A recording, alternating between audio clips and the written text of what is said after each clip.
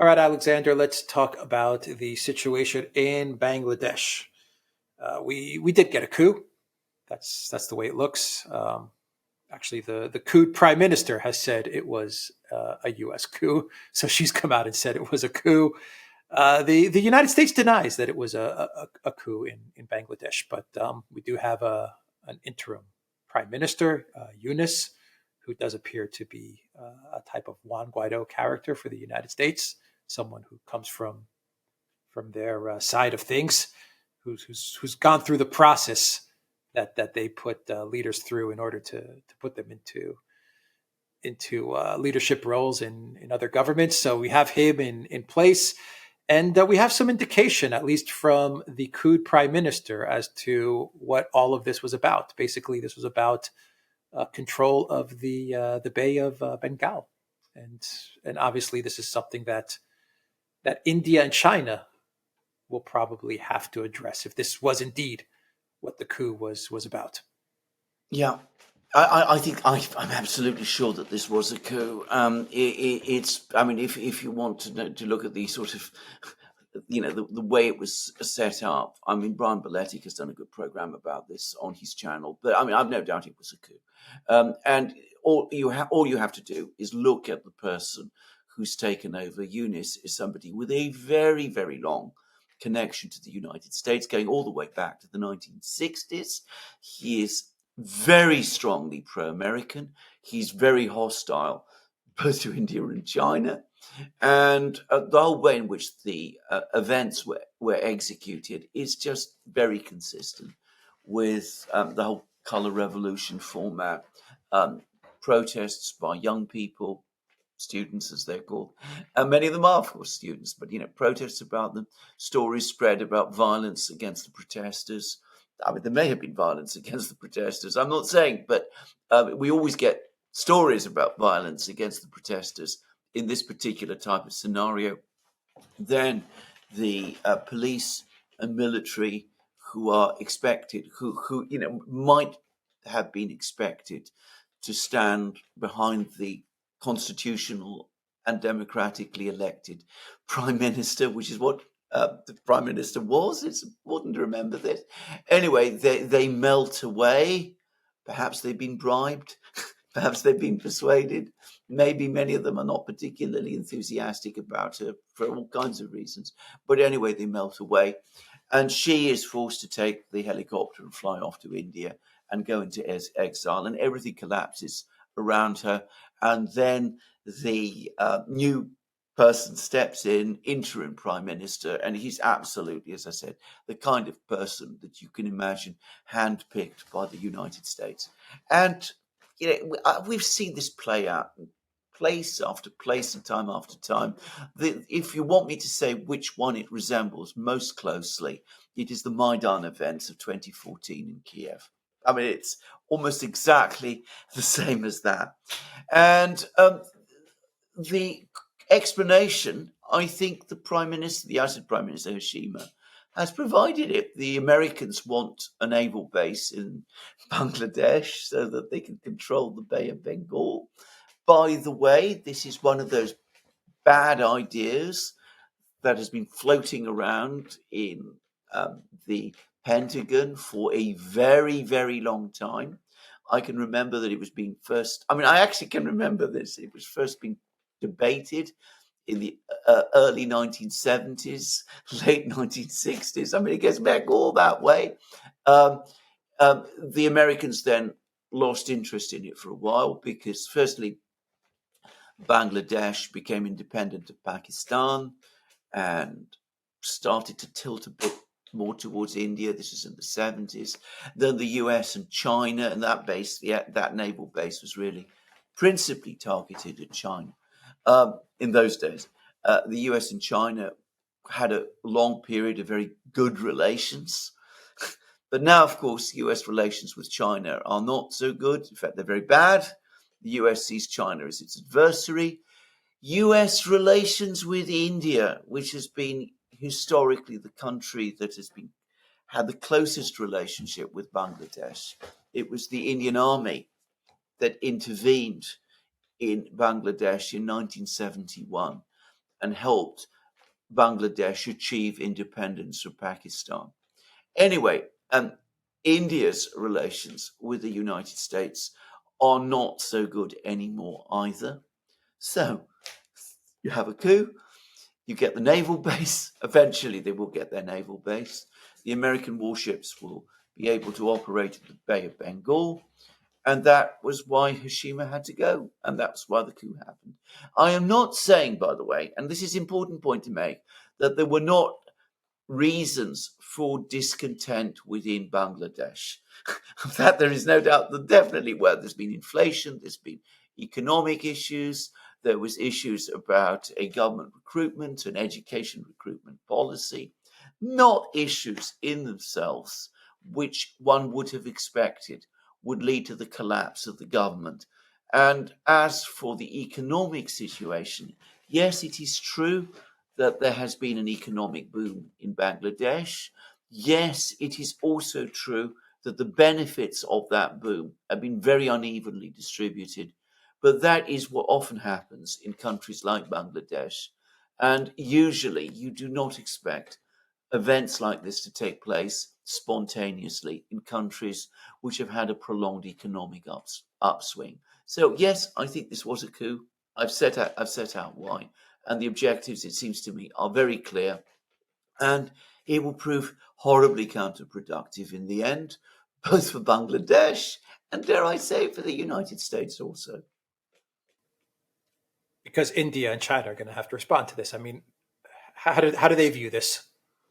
Well, they don't view this with any favour. I mean, China, of course, is extremely concerned about the potential establishment of another US naval base in the Bay of Bengal. China, of course, does not have a coastline in this area, but if there's American warships in the Bay of Bengal, well, conceivably, I'm not sure about ranges and things of this kind, but you could perhaps imagine US Navy being used to launch strikes against Chinese positions. And of course, it also enables the US to put pressure on other countries in this area. Myanmar, Thailand thinking about joining the BRICS, for example. It creates another pressure point that the United States could potentially use against China. So the Chinese are obviously not happy. But the country that is most unhappy and most concerned is India. Hiroshima, who was the Prime Minister of India, Bangladesh, the one who's just been overthrown, a very close ally and friend of India's. Her father, Sheikh Mujibur Rahman, whom by the way, just remember, he was the independence leader in Bangladesh. He was somebody who was very close to India, and she has been very close to India also. So what's happened is that a pro-Indian government has been overthrown in a country that neighbors India. It's been replaced by a pro-American government, and the Indians are not going to be happy at all about this. And perhaps not coincidentally, they have been making moves over the last period of time to try to improve their relations with China. Jai Shankar, the Indian foreign minister, and Wang Yi had a meeting in Laos. This is before the events in Bangladesh took place, but you could see the build-up to it. They had a meeting in Laos, which apparently went very well. They're now again trying to come to terms about the tensions on the border. The Chinese media has been pointing out to the Indians that, look, we're not really your enemies. We're not trying to overthrow you. The US is much more your enemy than we are. And of course, the Indians have to worry that what happened in Bangladesh might be attempted by the US in India itself. Not, I think, directly. I don't think the US believes that it can mount a color revolution against the Indian government. India is huge. I think it'd be almost impossible to do that. But there are lots of places within India itself, Kashmir, other places as well, where if you wanted to create trouble for the Indian government, you could. And I think that this is a signal to the Indians from the US that if they step out of line, go on doing what they're doing, pursuing their independent policies, the full force of the United States will be turned upon them. And I don't think the Indians, for all kinds of reasons, can sacrifice their independence in that sort of way. So they're going to be looking for friends. And that can only mean the BRICS, and that can only mean some kind of a reconciliation with China. Yeah, I mean, the big question is why now? Why did they decide to pull the trigger on a Bangladesh coup? Because you said this has been in the works for a long time, but the United States, the Pentagon, they never went through with it fully. But for some reason, they decided to pull the trigger now at this moment in time, and the only logical explanation is they're getting nervous at seeing BRICS, at seeing rapprochement between China and India, at seeing India becoming much more independent, sovereign, more powerful. It's becoming a much more powerful country. So, to me, it seems like this was a panic move in a way, but a move nonetheless to say, okay, well, we're going to establish our naval base here, right next to you, and and here we are. So don't get out of line. Correct. That's exactly what it is, and I think this is how it will be seen in India. I mean, this will be seen as a very, very unfriendly act. Indian-American relations have been deteriorating for some months. The US expected that India would go all in into an alliance with the US against China, and that hasn't really happened. India is a member of the Quad, but the Quad has never morphed into the kind of anti-Chinese alliance that I think the US thought it would. And of course, India maintains and preserves this very long established and very popular in India relationship with Russia. So I think that the Americans have been very frustrated with India. And you've been seeing for for quite a few months now, a sort of drumbeat of criticism of India coming from the US and Western countries. So a couple of months ago, there was complaints about the fact that various Sikh separatists in Canada and the US had been assassinated, supposedly by Indian agents.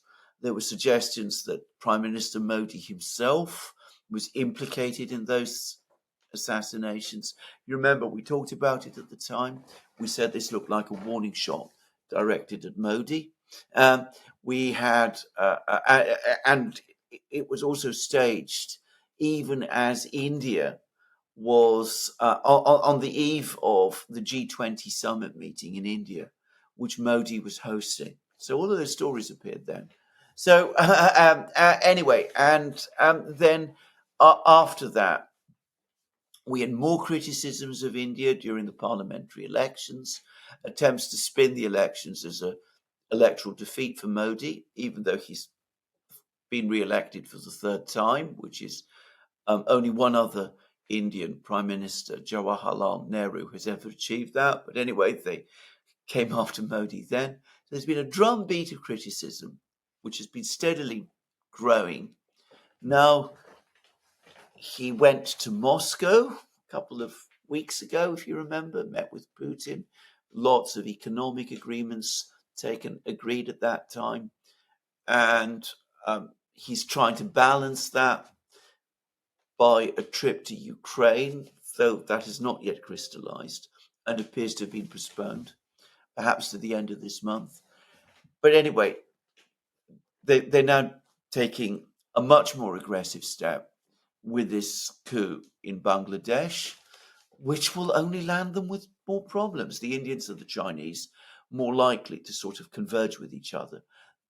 The Indians and the Chinese inevitably hostile to this government in Dhaka, in Bangladesh.